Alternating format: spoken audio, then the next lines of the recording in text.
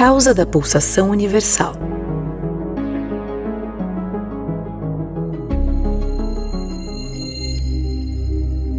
A matéria e o espaço constituem as duas condições necessárias para o intercâmbio do movimento diagramado nas figuras 18 e 19, com uma diferença característica.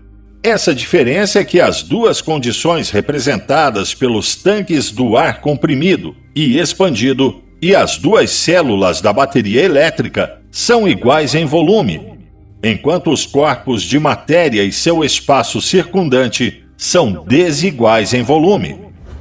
A condição expandida do espaço é milhões de vezes maior em volume do que a condição comprimida de seu corpo centralizador.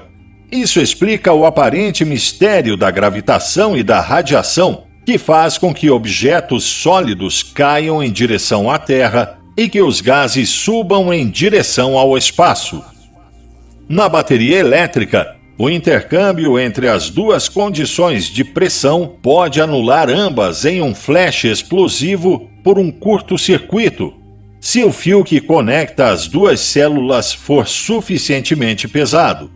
Se um pequeno fio conectar ambas as células, o intercâmbio leva tempo para completar a anulação. Cada condição dá a outra em parcelas, pois o fio não é grande o suficiente para anular ambas as condições instantaneamente. A consequente doação e redoação pelas duas pressões opostas constituem as oscilações da corrente elétrica. O intercâmbio elétrico por parcelas é medido e registrado por ondas, e o elemento temporal desses registros de intercâmbios são frequências de ondas. Elas constituem a pulsação da corrente elétrica.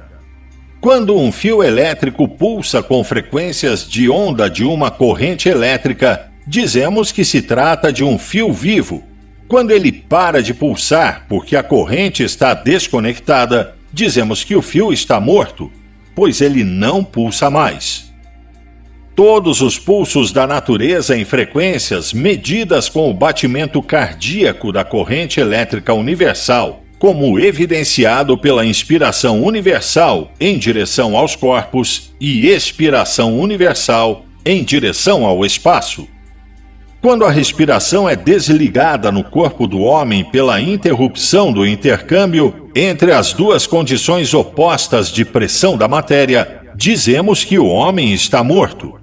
Resolvendo o mistério da troca em parcelas entre os corpos e o espaço, pode-se compreender melhor o fato de que nem pulsações, nem respirações, nem frequências de ondas de troca têm qualquer relação com a vida, pois elas se relacionam apenas com o princípio por meio do qual a vida ou energia se manifesta pelo movimento.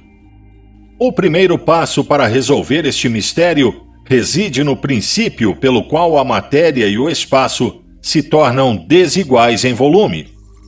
A figura 20 representa a bateria elétrica com a linha AB, dividindo as duas condições de pressão como o equilíbrio de ambas. Esta linha representa um equador estático, um plano de repouso a partir do qual ambas as condições opostas são estendidas em ângulos retos como um equador dinâmico. Linha CD. Figura 20. Intercâmbio balanceado entre condições iguais.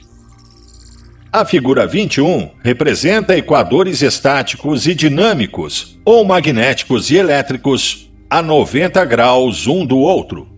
Como as duas condições opostas que se estendem destes planos de repouso são iguais, as linhas de força que conectam ambos são simétricas a ambos os diâmetros, como se fossem refletidas por espelhos colocados em ângulos retos um ao outro.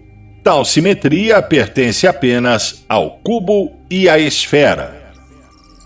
Figura 21. Simetria do cubo. AB, equador estático. CD, equador dinâmico. A figura 22 representa a bateria elétrica com a célula negativa muito maior do que a célula positiva. Os equadores estáticos e dinâmicos ainda estarão em ângulos retos um ao outro, mas o equador estático não estará no meio. Ele estará muito mais próximo do polo positivo e será curvo, porque linhas de força que registram a medida de intercâmbio entre as duas pressões opostas podem ser simétricas apenas ao equador dinâmico e não ao equador estático. Figura 22. Intercâmbio entre opostos desiguais. Tal simetria pertence ao universo radial das seções cônicas. Todos os equadores dinâmicos são radiais e todas as linhas de força de simetria cônica estão sempre mudando para registrar o potencial em constante mudança dos equadores dinâmicos. A figura 23 ilustra este princípio que forma esferas e cria a ilusão que faz com que objetos pesados pareçam ser atraídos radialmente em direção à Terra e a matéria tênue empurrada radialmente para longe dela. A linha AB mostra a curvatura do equador estático, que faz com que o equador dinâmico se expanda em sua extremidade negativa e se contrai em sua extremidade positiva para os raios de um cone. O impulso externo das pressões radiativas curvaria a base do cone, assim produzido para corresponder à curvatura de seu equador estático, AB. Figura 23. A curvatura aumenta. A figura 24 representa um ímã de barra que foi dividido nas duas condições de pressão opostas deste universo elétrico ao enrolar um fio carregado ao redor da barra de aço, formando assim dois vórtices elétricos positivos e negativos opostos com intensidades medidas nos polos. Figura 24. Intercâmbio igual. Dois pregos de igual peso são suspensos nesses polos.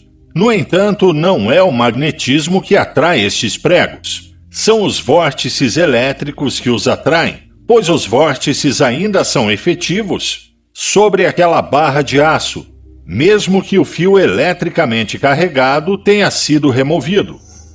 É o movimento de turbilhão do vórtice elétrico que realiza o trabalho de levantar esses pregos e não a imobilidade dos polos de luz magnética.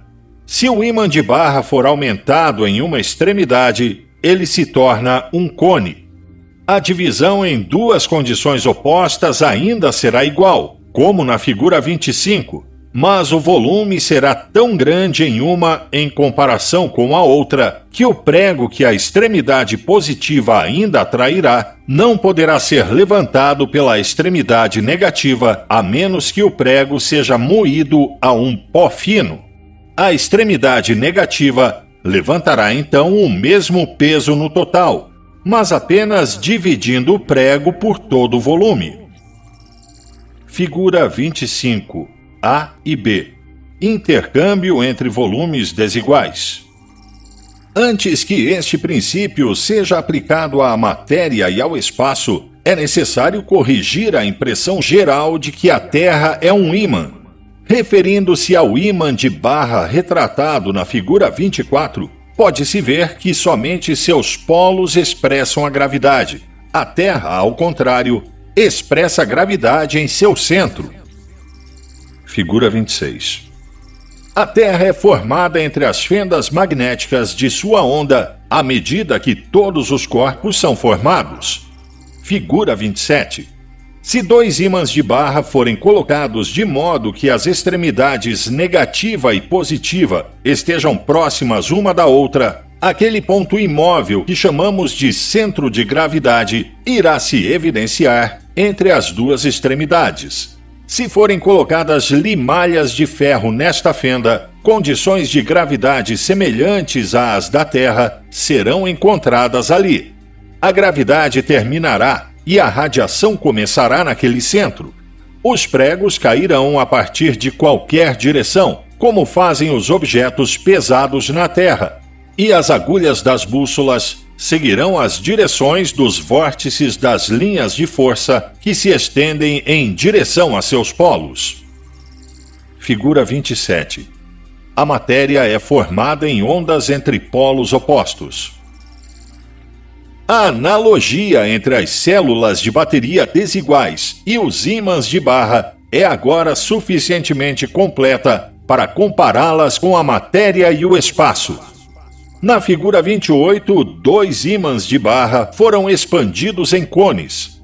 O peso que a extremidade positiva vai atrair como sólido tem que ser finamente dividido para que o volume expandido da extremidade negativa possa atraí-lo.